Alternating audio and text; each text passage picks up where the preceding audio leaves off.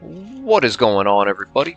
You can call me Heroes 3 Guy, and this video is going to be the final thoughts and overview video for our playthrough of the map Kingdom Siege: The Reckoning. And I do have my brother, aka the map creator, here live with us. We were just visiting a little bit, going over the map, and I was telling him about my last two parts of the playthrough, which he was not present for. And yeah, so he's here. We're going to kind of talk about the playthrough and perhaps a little bit of things that we might look to, that he may look to change. And maybe you guys can give your feedback and any suggestions that you have as well. So you are there, brother? Yep. All right. He's there. He is there. But yeah, first off, this playthrough was an absolute blast, bro. This map took you a ton of time and effort. A lot of different versions, a lot of trial and error. It's been out live now for, I think, about a year, maybe over a year, and you've made a lot of different updates. 26 parts. This was an absolute blast. A lot of the battles were just ridiculous. Legions against legions of really good heroes with tricky artifact setups. It was very nice and very creative, a very different style of playthrough than a lot of others I've done. Not every map, your army is composed primarily of creatures that join you.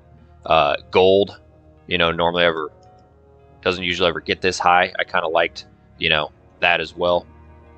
But yeah, it was really, really nice, and it definitely posed a nice challenge. But I think we were looking to make some possible changes, make it even more challenging. Yes, I already have done so. Yes. Well, I just made it look easy. No, I was kidding. Yeah, you did.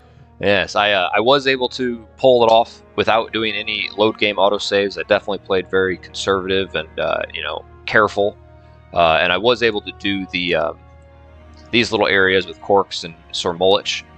That was a lot of fun. A lot of different ways you can pull those off. I haven't really given much thought into adding some more elements to that even. So I don't know if that's something viewers think of. But this was really creative. I've never played or heard of another map that had something like this, where you had to release a hero from a series of challenges. That was A+ for creativity and really neat. I think a lot of people appreciate that aspect of the map. But yeah, I think we were just talking about some of the things we were possibly looking into change. I think that one sulfur stack, or that event that gave me a ton of sulfur, that I then traded for like 25 million gold or something. I think that's going to be nerfed. Any excessive gold stacks or gifts. I think there's one stack early on that gave me 20 million instead of 2 million or something. And then we were floating with the idea. I was telling him about Berserk, and Berserk seemed to be really, really useful against a lot of these guys. I was able to take out Gretchen down here in the boat with Corks. He had 7 Phoenixes, and I took out all but his ancient behemoths. And so I think we were thinking possibly try to limit Berserk, maybe just a few scrolls, or even try to eliminate Scholar, so Berserk can't be passed around through Scholar. And then another thing I was thinking that we're leaning towards doing is having resistance on all those main enemy heroes, like the Gretchens, the Fafners, the Halons, the Stygs, because even just having a 20% chance to resist a Berserk can really nerf it and throw things off. So that maybe limiting Town Portal to, if you took out Scholar, that would really limit Tazar from passing it around, because he did, of course, get it from the Seer's Hut up here. Maybe, stick with it to just a handful of scrolls or something like that. Could also maybe make it a little more difficult. And then also we were thinking about changing the hero specialties of the main guys. Like Gretchen, what was his, goblins? And Stig is sorcery. Is that right? It sounds right. So I think, maybe changing the offensive guy to have armor, or not armor, but offense as his specialty. The defensive fortress guy to have armor as his specialty. And then we were floating with little ideas of maybe the Fafner replacement is a guy that has the specialty of resistance, combined with some artifacts. His troops have 100% magic resistance. That would make it really tricky. And then maybe Orange's guy has the Giselle specialty of interference, and maybe with those artifacts and at a high level, anyone she battles is gonna have 1 spell power. So little tricky things like that. We were looking, just make more tough hero specialties, limiting the resources, maybe restricting some of the spells a little more, switching up enemies' secondary skills to try to counteract some of the exploits of Berserk, things like that. And I think possibly looking into adding more access to Azuri dragons. It didn't really seem like there was a huge stack of them anywhere. Like no one had a legion of them, maybe a few hundred here and there. And then I think you mentioned you took out this building, this ancient altar, Horn of the Abyss, and put a few rust dragons in there. Yeah, that's nice. And man, am I glad that I came across that first. Had another hero got the Horn of the Abyss, would have gotten that. I would have had to take out a guy with 100k plus fang arms, and that would have been an absolute nightmare. I would have just might have just what? You might have just screamed. Yeah, I might have just screamed. He would have creamed, and I would have screamed. See, that would have cream and scream. Yeah, love that combo. Yeah, hey, so it's a lot of lucky ladies if the guy,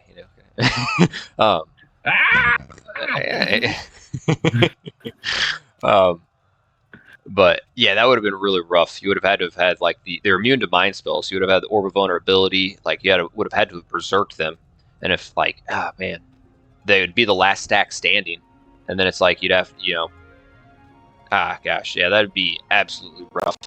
That'd be really rough. You'd have to do the whole berserk thing, get them down just to their stack, have a ton of spell points. You'd have to be able to blind them, hope they don't have the Pennant of Second Sight, and then do that thing where you shoot them with your ranged units and then reblind them before they go over and over, something tricky like that. And they would have to not have any counters to it. That could have ended the game.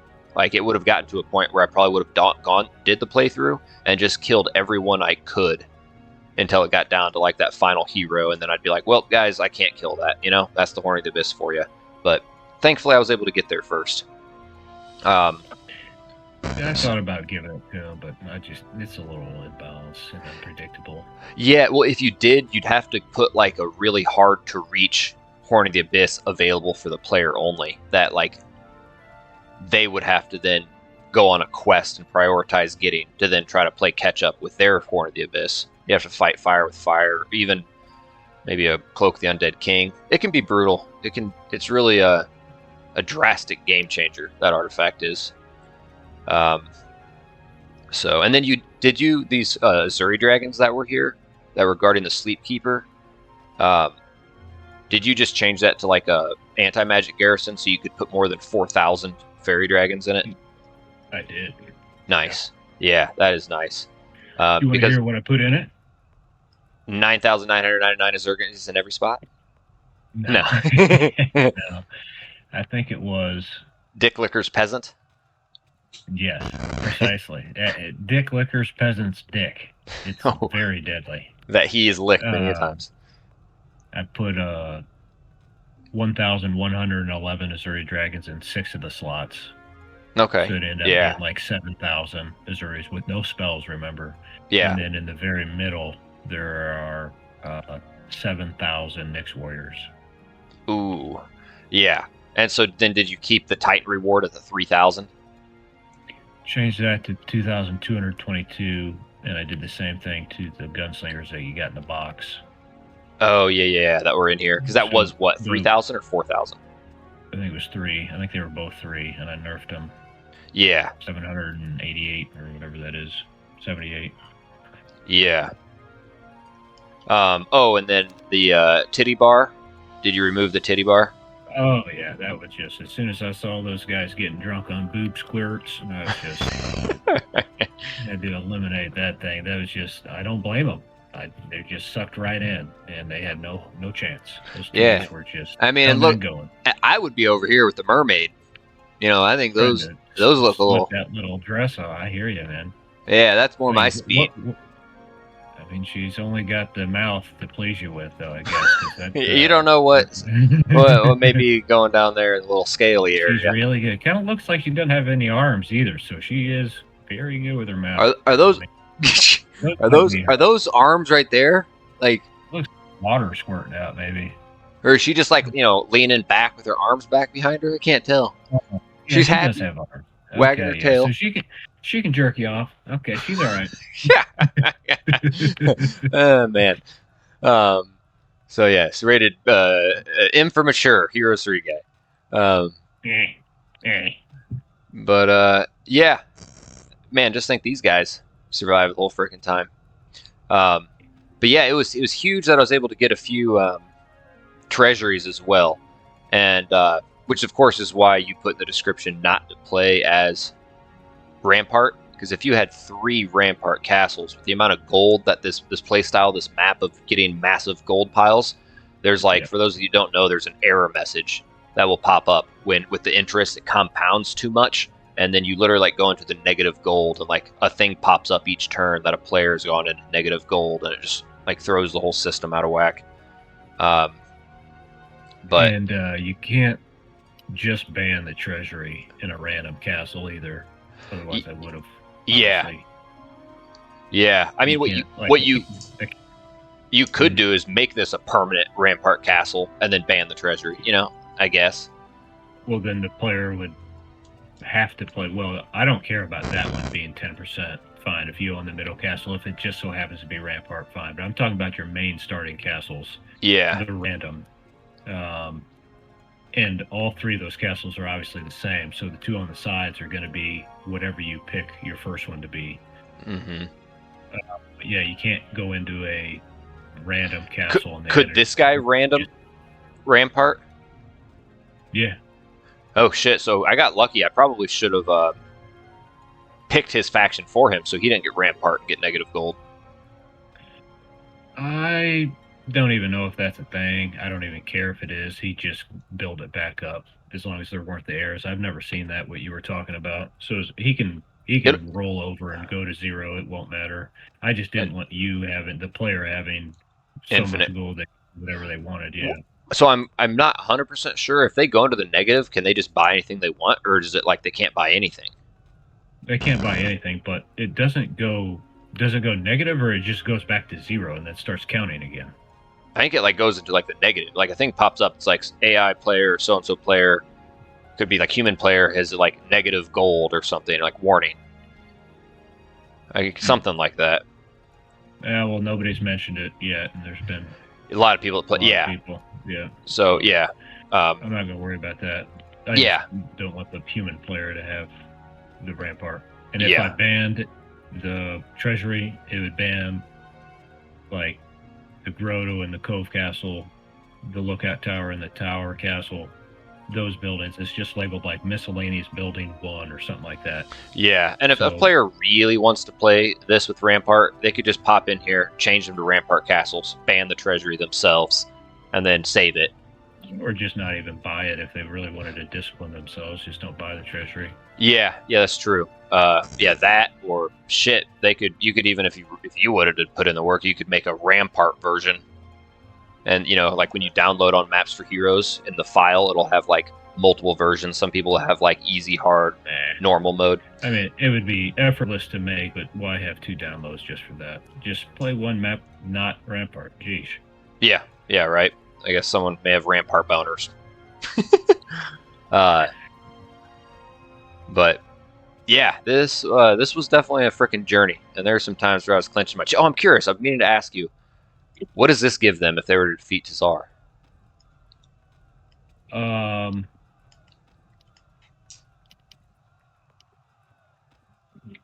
8 digits of 9. So what is that? 9 million. The most XP they could possibly get, and 10,000 Nyx warriors. That would be a beast. That'd be an absolute beast. That pretty much means you lose the game. You do lose the game pretty much if you lose to Tsar. Yeah, that'd be brutal. That'd be tough. And then so remember when I fought the Titans with Corks? Where the hell is his area at? Anyways, when one of them had to fight Titans, and I did like the air shield and the curse and the cure every other Yeah. round with chain lightning. You said that wasn't the way you beat it. What did you do to beat it? I did the air shield first thing, and then I sat back like you did. I think it was chain lightnings, and they eventually just started, because they weren't doing any damage throwing at me because of air shield. I may have cursed too. They just started to run at me, so I just kited them. I threw haste on. Some of them would shoot me, but then I just chain lightning as well. So it was similar, but the only thing I didn't do is you were curing. I didn't cure. Sure. Yeah, I was wondering, like, did you like air shield and then like curse and then run him up there and just like counter strike on him, and then eventually shield? That chain lightning ended up being my bread and butter for the Dread Knight one. I did slow, and then I put on haste and prayer, and then I just ran around the map on foot and casted Destroy Undead like 20 times, and then yeah. Okay. Yeah, nice. I think I did like kind of kited him with chain lightning and then kind of picked him off, when I could. Yeah, okay. Destroy Undead. Forgot about that one. It's like that's a pretty weak version of like Armageddon. Yeah, but it hit all of them, no matter where they were at on the map. Yep. Yeah. Nice. Okay, that's neat. And yeah, I think someone may have commented that, and I think they played it before you made the change. They did anti-magic and Armageddon, but I think you took Armageddon out and you took anti-magic out. I think.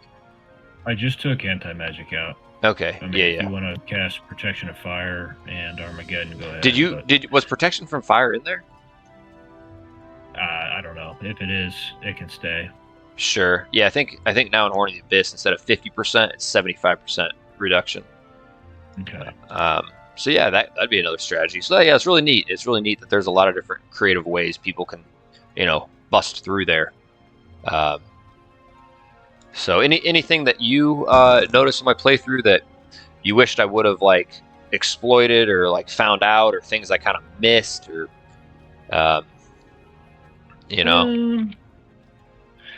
Did you get the Sears hut just south of your lava castle? Right behind those volcanoes, go up, down a little bit. Right there on the left, in the middle, those volcanoes, there's a Sears hut in there. And there were treasures and shit the computer got them, I remember. Oh, in here somewhere? Yeah, you had the Sears hut selected. You're almost there. Sneaky. Yeah, the player. What did that give? You can still get it. I think I improved it. Let me look. It requires something that'll take you a while to grab. I think I changed the reward in it, truthfully. 10 fairy dragons. Do I have that anywhere? I increased it. So now you have to bring him 25 fairy dragons, but instead of like, I think 100 rust dragons that you'll get from it, I get 300 rust dragons from it. Okay. Nice. Yeah, Rust Dragons, it seemed like was a theme that you were going for like a player to utilize. And while I did in the end get like 500, I felt like there was just a lot of other good stacks. Yeah, I agree. I think it's in my ramp fortress. Maybe it's better that way. I did increase them though. Yeah, 527. Okay. Yeah, that's nothing crazy. It'd be nice to get over 1,000, and you should now with my changes. Yeah. They'll need to be over 1,000 as well in their dragons, and they will be. Do you think that limiting access to Gaelu and Drakon shouldn't be like a starting hero for Tower? You maybe put them in a prison somewhere. Because sharpshooters and enchanters are already a unit that you've made available. Yeah. And then putting those two heroes really like compounds it. They did die though, didn't they? I mean, they didn't. Are they in your final army right now? Yeah, he does have this. I built him up. I had like 17,000. Like if I would have not lost any, I may have had like 40,000 of these guys maybe. Like I'd lose Okay. 8,000 there, 6,000 there. I was able to And your replenish them. skeletons just bought guys and turned them Yeah, into skeletons? yeah. For Okay. my final battle versus Stig, he had like I think he was one that had mighty Gorgons. I was thinking to myself like I'm gonna get all my level like 1 and like 2 units, and That's a good idea. I think I got so much gold. I think I had like over 100,000 of them. Nice. So that was really cool. That was really cool. You could, if you wanted, try to make a skeleton transformer, like maybe on its own little secluded island, and like harder to get to. Only one of them. I don't know. But yeah, that's definitely a cool thing to do. I liked how you like added Galthran in, and skeletons are an option. Yeah, I guess I could move the skeleton transformer. Now, there's I don't know. At that point, like by the time that you turned to 100,000, like they were all dead. Like you could run the whole map anyways. Yeah, yeah. Well, I did have like 7 when I fought Fafnir, like super early, like part like 12. I had I did have like 85 or 75k, and I think they all pretty much died. There's hardly any left. Yeah. So, but yeah. I mean, what I could have looked to do is like random things. Like I had 4,000 armadillos join me. It's like I'm not gonna ever use them. I probably could have thrown. Yeah, they take a little downgrade, but like I'm not gonna use them. I'm probably not gonna use them. Probably not gonna use them. I could have maybe tidied up these units that I was never gonna use. Maybe like 1 through 3, 1 through 4 units. That I'm not gonna mess. Make some changes to that as well. Like there wasn't a whole lot. There was a guy that maybe had like 800 Juggernauts. I don't know, maybe more. I didn't see a whole lot of guys with potent factory units. I really like how you added that factory town. That was cool, and I did really like playing with gunslingers. That was neat. They slap. They're glass cannon. They're the definition of glass cannon in this game. Yeah, I didn't see a whole lot of like Crimson Quaddles. Things like that. I mean, there was a decent amount, I guess. But I don't know. Probably not that big of a deal. They're just a new faction, so people are like, "Ooh, I want to see them." Yeah. No, I agree, and I did increase that, and I'll increase it a little bit more. Yeah. So, but yes, this map definitely posed a lot of difficulty. A lot of difficulty. You definitely. I mean, I have a lot of time and room to make my moves. A map this big. But I definitely had to be smart and plot, and I had some really tough battles. Found myself in some tricky situations, and but was able to get it done.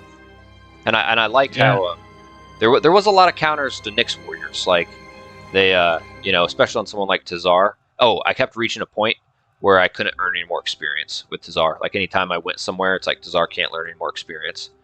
And what level were you? I'm 74.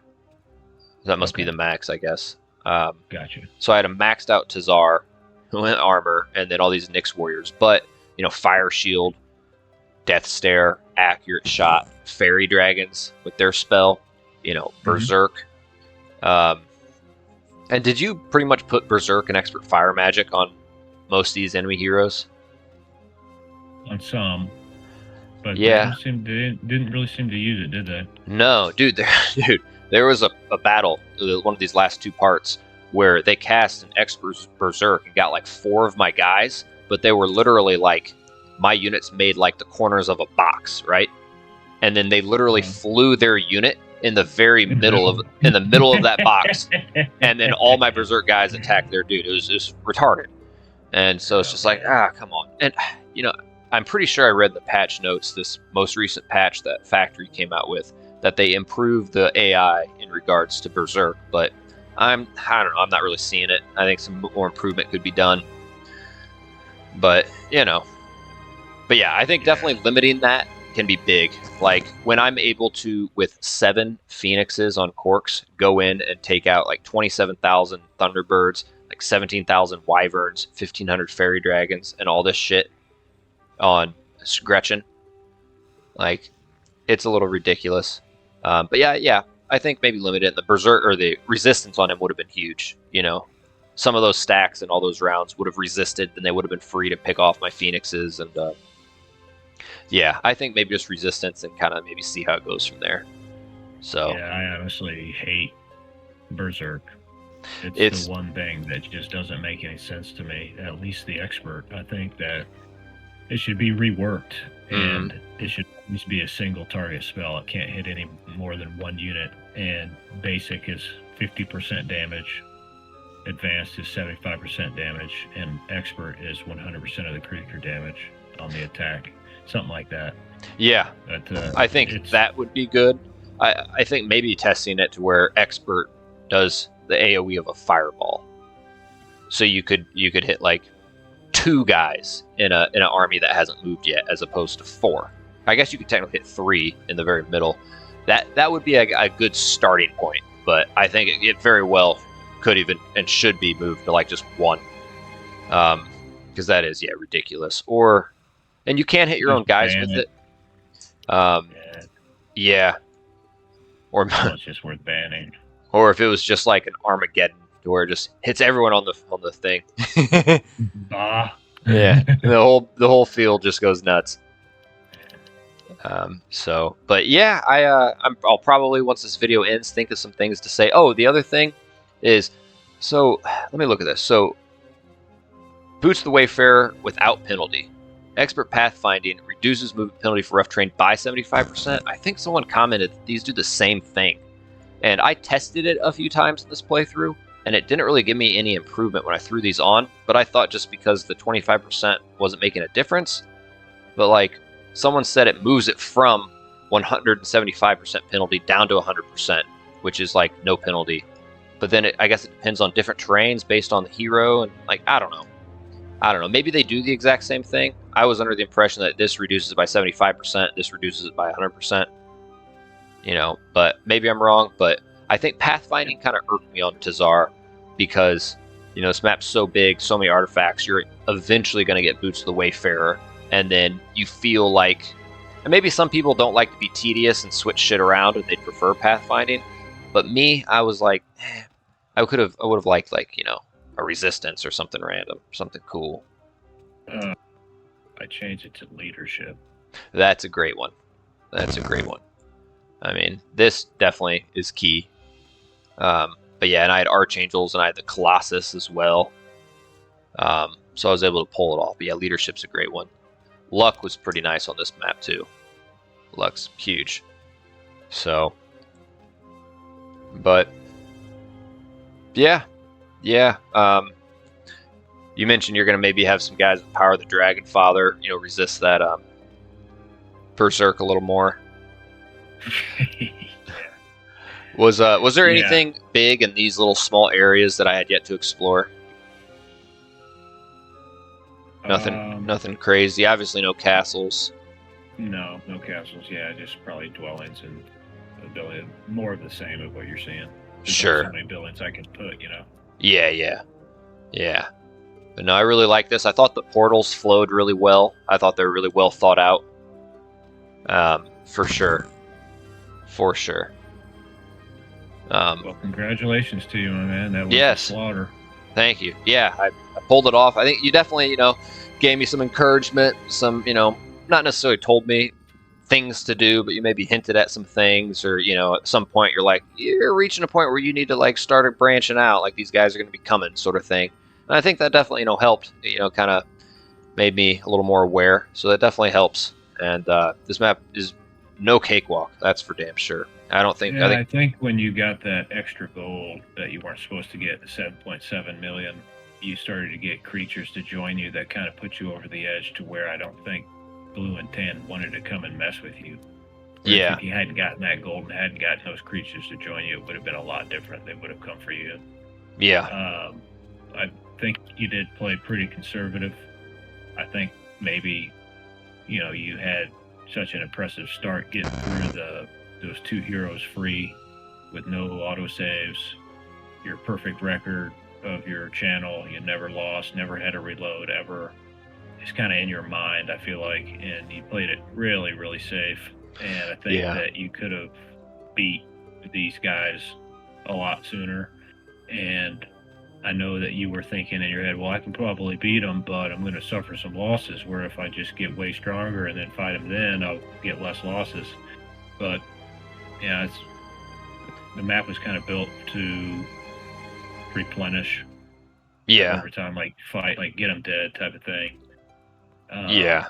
Like you should have back. You could always do the skeleton warriors and um, yeah, yeah. I definitely played it conservative. Like probably like 75 at least percent chance I could and should have been able to do that. But like I keep thinking like, oh, there's that 25% chance or 10% chance, and yeah, my record goes in my head, and I don't want to like fuck up for my channel, which it's Yeah, I gonna just happen think that eventually. I mean, it's still fun to watch, but I think, my opinion, and others may agree, at least on occasion, you got to take some risks. You got to go into a fight literally not knowing if you'll win and just surprise yourself. See if you can surprise yourself. Because Yeah, you didn't go into a battle like this whole game where you didn't feel confident. yeah, Like, go into a fight uncertain and just see. And even if you lose, like I think you're not going to lose anybody's respect. That's for sure. Like yeah. they'll probably There's only respect you one. more for taking the chance. Yeah, yeah. And literally, there's only one battle that came to my mind in my entire playthrough, and that was my Wealthy Islands playthrough when I attacked Alamar. I think I was playing with. Was I playing? No, I was playing with Annabelle, and I knew it was going to be uncertain, and then like in the very beginning, shit started to go haywire, and I was like, oh, okay, this may be it. And I pulled out some Yeah. miraculous, uh, berserking and spells and tactics with my Yeah. Nyx warriors. They're tanky. They were able to take some key hits that no other creature would have been able to take, and allowed There me you to. go. Yeah, That's that why was. you remember it. So you need to choose to have those battles that you could remember. You have Yeah, to choose that instead yeah, of running and waiting until you feel comfortable. yeah, yeah. I needed to. Yeah, I'll play some more challenging maps and make some more risks, and then at that point, it's just like, well, what do I do? Do I just like call the playthrough there, or do I, like reload it? If you lose, you lose, man, and just move on to the next. Yeah, And then if you feel like coming back to it at another time, trying it again, have at it. yeah, But yeah, I think part of skill in the game is also defeating it in a timely manner. yeah, Not just sitting around, because the AI is never going to be a genius. mm, And if the score is kind of based off of it, so if you're going for score too, I know you don't really have anything to compare with this map, but yeah, I think just kind of speed is also, I think, attributed into the overall score or skill of the player. yeah, yeah. That's true. That's not really been something I've been worried about. And I could make a couple really scary heroes that we get released. Say you hadn't killed, if you don't kill tan and blue before green and orange get out, then blue and tan get this ridiculous hero, and I put them all on the same team. Yeah, that's the other thing is, so orange and green were on the same team, but if you put, I think at least tan and blue should be on the same team, so they're not conflicting with each other in the early throws of the game. Yeah, I actually put all of them on the same team now. No shit, that's going to be brutal. Yeah. Yeah, I'll sometimes daydream about epic enemy heroes that I could put in a map that I make one day, and there's so many. I think you could do like Kilgore, and you could give him one mean stack of phoenixes, and you have him with the cape of velocity, the ring of the Wayfarer, and the necklace of swiftness. He's for sure going first. He has the Iron Fist of the Ogre, and then all his other slots are just massive amounts of ancient behemoths. So he gets first go. He casts a haste. He has ancient behemoths that are probably going to go before a lot of your guys with that haste and his artifacts, and then they literally just move across the map and just slap you hard as fuck. Like it's like you battle him, like it's a really good chance. Yeah, he's gonna go first in all likelihood. He'll catch you off guard, and then most of his ancient behemoths are gonna go, or his ancient behemoths are gonna go before most of your guys, and they're just gonna move across and slap hard, and you're gonna be like, oh fuck, like that would be a tricky one. Of course, we talked about Giselle, like She puts you at 1 spell power. All your shit lasts 1 round. Of course, you could have Ring of the Magi. You could look to like, all right, put that on in the battle. Yeah, and at the same time, you still have to have it be beatable. Yeah, that's for sure. But I think, there's a good player will size it up and be like, oh shit. A good player will scout them out,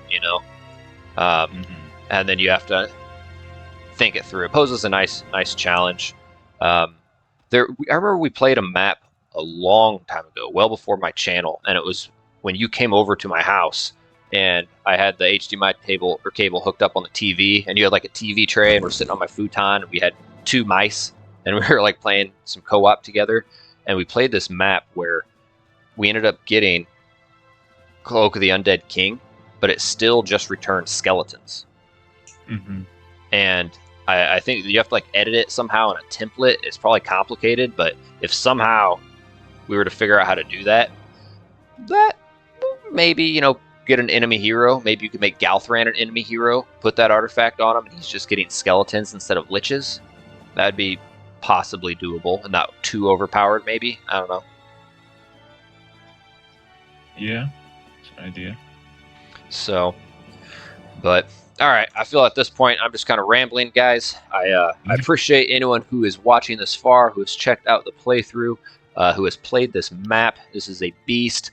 Spread the good word of this map. Recommend it to people. Leave a good review on mapsforheroes.com. Comment on this video. Let us know what you thought of this playthrough, what you think of some of our proposed changes. Do you have any ideas of your own? It'd be very much appreciated, guys. So likes, comments, subscriptions, donations, channel memberships, all that stuff, guys. Thank you for watching, and thank you, bro, for putting in all the time and effort making this masterpiece. And until next time, everyone, have a good one.